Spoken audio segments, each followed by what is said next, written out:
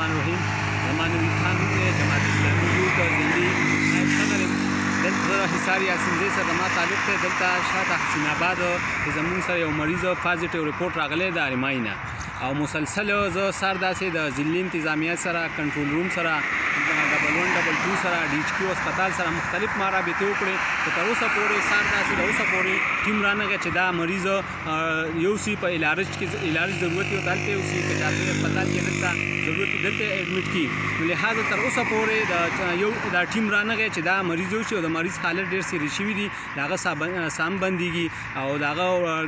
ګنټه بس د هغه حالت چې کوم دی ډېر زیات سیریس کېږي. نو لهذا که دا مریض څه شو دته دا وفات شو، نو زه به د انتظامیې باندې ضلعي انتظامیې باندې فعال کړم، او که نه نو زه به دا که یو ګنټه کې دنده انتظامیه رانغله، دا اوس 3 بجې دي او 4 بجو پورې انتظامیه رانغله او دا مریض یې هغه نه کړه هسپتال ته شفټ نه کړو، نو دا مریض به زه په خپله راولم د چارسدي چوک ته، او زه به میډیا او ټول خلک به غواړو ټول عوام چې دا وګوره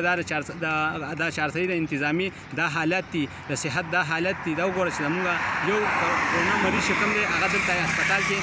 هسپتال ته نه را شفټ کړي چې د هغه علاج وشي.